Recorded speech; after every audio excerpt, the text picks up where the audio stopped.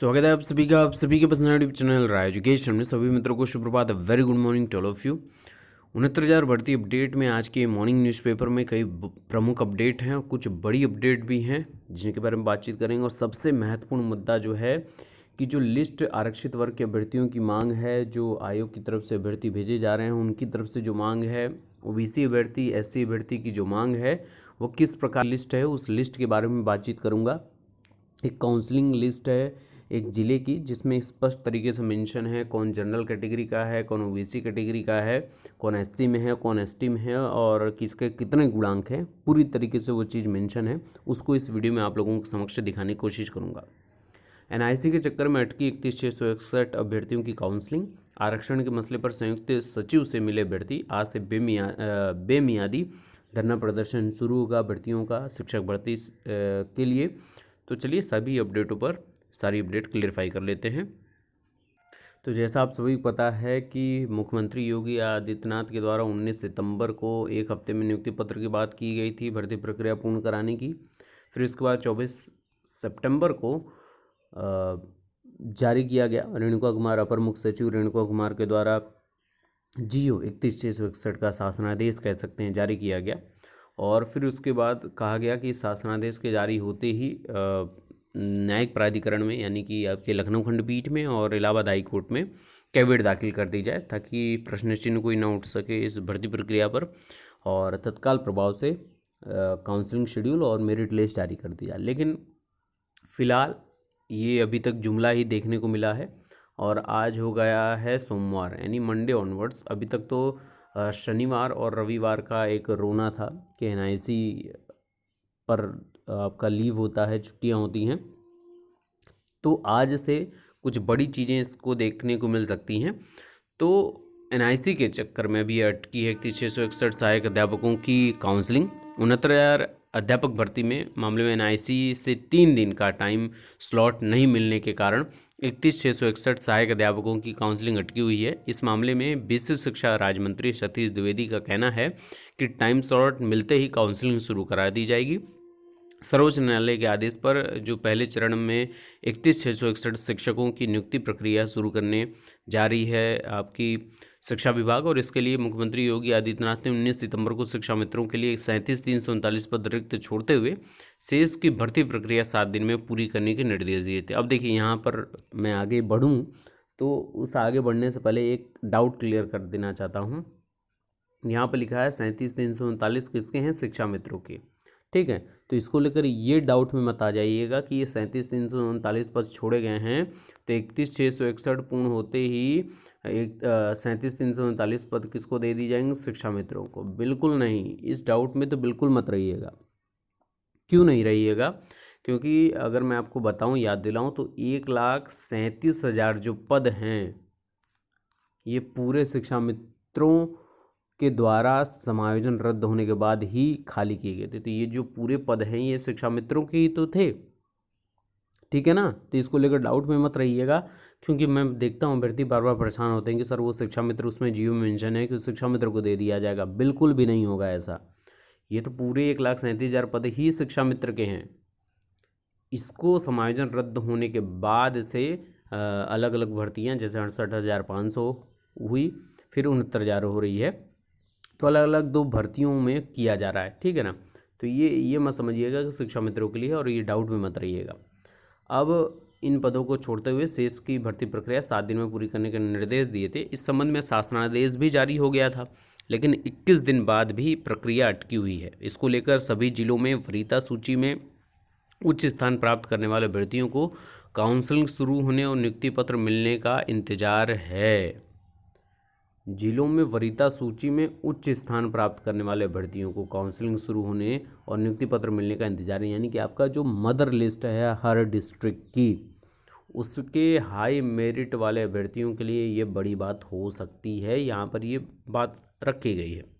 और इनके सूत्र अगर बताऊँ न्यूज़पेपर के, तो सूत्रों के अनुसार एनआईसी से प्रत्येक जिले में रिक्त पदों के सापेक्ष पद आवंटित करने और वरीयता के अनुसार काउंसलिंग के लिए सूची जारी करने की कार्रवाई की जानी है।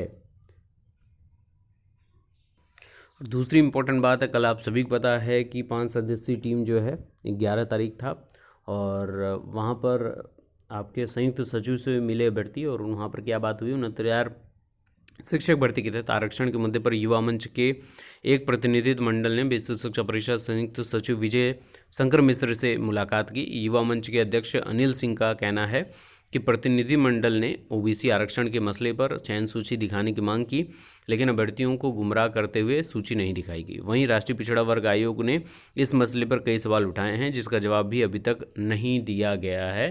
अब देखने वाली बात होगी कि इस पर राज्य पिछड़ा वर्ग आयोग और राष्ट्रीय पिछड़ा वर्ग आयोग क्या करता है, क्योंकि जो ये समिति है, या कह सकते हैं कि प्रतिनिधि मंडल जो 5 अभ्यर्थियों का बनाया गया था, ओबीसी अभ्यर्थियों का, उस पर जवाबदेही अब आयोग मांगेगा विशेष शिक्षा विभाग से, उनके अधिकारियों से। तो उस पर क्या जवाब मिलेगा, ये देखने वाली बात होगी। दूसरी इंपॉर्टेंट अपडेट कि शिक्षक भर्ती को लेकर बेमियादी धरना आज से 69,000 शिक्षक भर्ती से जुड़े कई सवालों को लेकर अभ्यर्थी 12 अक्टूबर से विश्व शिक्षा परिषद कार्यालय में क्रमिक अनशन और बेमियादी धरना प्रदर्शन करने जा रहे हैं। आंदोलन का नेतृत्व कर रहे अमर बहादुर गौतम ने कहा है कि जब तक अभ्यर्थियों की मांग पूरी नहीं होती है तब तक आंदोलन जारी रहेगा। अभ्यर्थी मांग कर रहे हैं कि 69,000 सहायक अध्यापक भर्ती प्रक्रिया में आवेदन करते समय फॉर्म में हुई त्रुटि को संशोधित करने का अवसर दिया जाए। तो ये संशोधन त्रुटि सुधार को लेकर अभ्यर्थियों की यहाँ पर बेमियादी धरना चलेगा। देखिए, कई प्रकार से भर्ती प्रक्रिया पर प्रश्न चिन्ह है, और जिसको लेकर अभी तक स्पष्टीकरण किसी भी परिस्थिति में देखने को नहीं मिला है। न आपके एमआरसी मुद्दे पर स्पष्टीकरण है, न आपके हाई मेरिट लो मेरिट लिस्ट किस बेसिस पर बनेगी इसका स्पष्टीकरण है। संशोधन मुद्दे पर तो मैंने व्यक्तिगत रूप में भी कई बार बोला है और अभी भी बोलूँगा कि आपका संशोधन है नहीं है, आप एफिडेविट लेकर काउंसलिंग के समय प्रस्तुत हो जाइएगा। जिला चयन समिति सर्वोपरि होती है, इस बात को बहुत अच्छे समझ लीजिएगा। अगर आपको आज हाई कोर्ट भी, सुप्रीम कोर्ट भी, लखनऊ खंडपीठ भी आपको बोलता है कि संशोधन का मौका देना चाहिए, और इस पर एक बात आप राज्य सरकार को निर्देशित करेगी, तो सबसे इम्पोर्टेंट बात है आदेश नहीं देती है, निर्देश देती है कि आप इसको कंसीडर करिए, और आप अगर इसको सही मानते हैं तो आप तो कंसीडर करिए, अन्यथा के केस में आप इनको होल्ड पे रख सकते हैं। यही केस होता है बार बार, ठीक है। तो इसको लेकर, संशोधन को लेकर परेशान नहीं होना है किसी को। याद से नहीं मैं बोल रहा हूँ, बहुत पहले से बोल रहा हूँ। और जिनका मैंने तो ये भी बोला था कि जिनके अंकों में भी, यानी कि प्राप्तांक पूर्णांक में भी त्रुटियाँ हैं, वो भी एक एफिडेविट 10 रुपये का स्टाम्प पे बनवा लें कि ये त्रुटियाँ हैं, मेरी ओरिजिनल डॉक्यूमेंट मेरा ये है और गलती से ये हो गया है, ठीक है। तो वो भी कंसिडरेबल होगा, क्योंकि इसमें बहुत फर्जी अभ्यर्थी भी होते हैं जो पिछले सालों में शिक्षक भर्ती में काउंसलिंग के समय पकड़े गए हैं। तो इसी वजह से सचेत रहना पड़ता है विभाग को भी, जिला चयन समिति को भी। तो इसको लेकर परेशान तनिक भी नहीं होना है, ठीक है ना। तो आज के न्यूज़पेपर में हर जगह वही है कि 7 दिन का था वादा, 21 दिन बाद भी नहीं मिला नियुक्ति पत्र। 31,661 अध्यापकों की बात यहाँ पर की जा रही है।